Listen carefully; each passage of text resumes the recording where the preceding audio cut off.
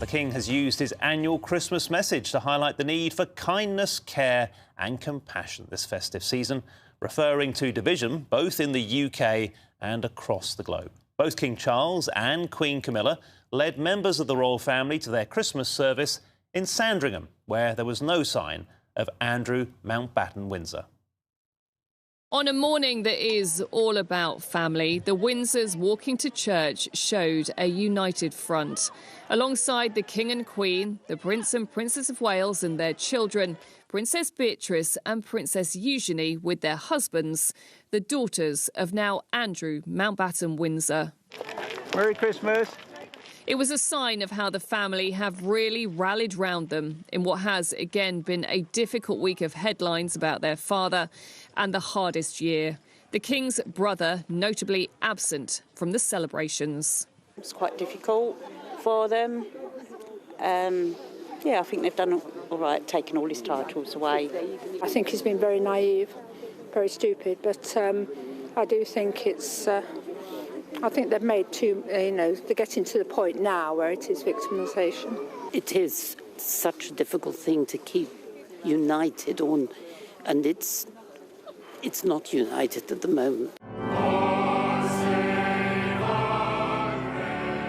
This is what the King would rather was the focus. His Christmas message recorded inside Westminster Abbey about togetherness and hope, and how in difficult times we should learn from the past, using the example of the wartime generation. The courage and sacrifice of our servicemen and women, and the way communities came together in the face of such great challenge, carry a timeless message for us all.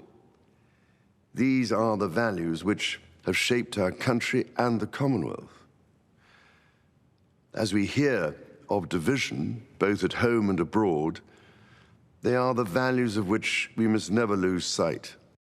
There is also the heaviest emphasis on bringing communities closer together, showing kindness and compassion.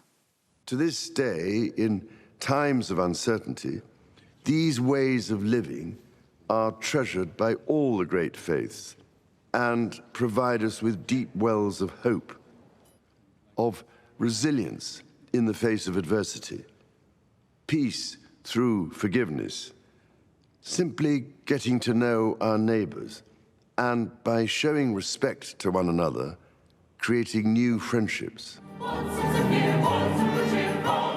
The appearance of the Songs of Ukraine chorus singing Carol of the Bells, based on a song by a Ukrainian composer, helping to emphasise his message. Matters to us. It's our traditional Christmas song, which was translated into English, and we sang it in English. So for me it was really special. The acoustic was absolutely amazing. When you sing, you feel like you're flying. Your sound flies far away. In a very current edition, pictures of the aftermath of the Bondi Beach attack feature alongside the King's visit to the scene of the Manchester synagogue attack, as he praises the world's unexpected heroes. This year I've heard so many examples of this, both here and abroad. These stories of the triumph of courage over adversity give me hope.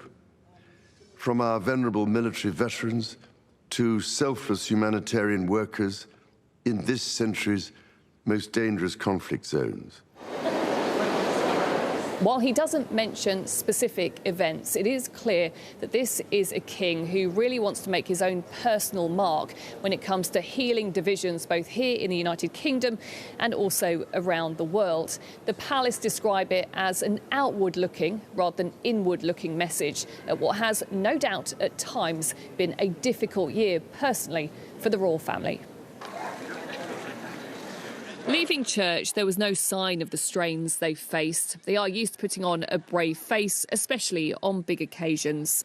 There was reassurance from their husbands for Beatrice and Eugenie.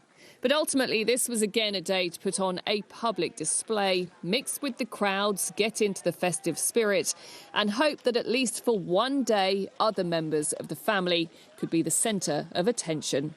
Rhiannon Mills, Sky News.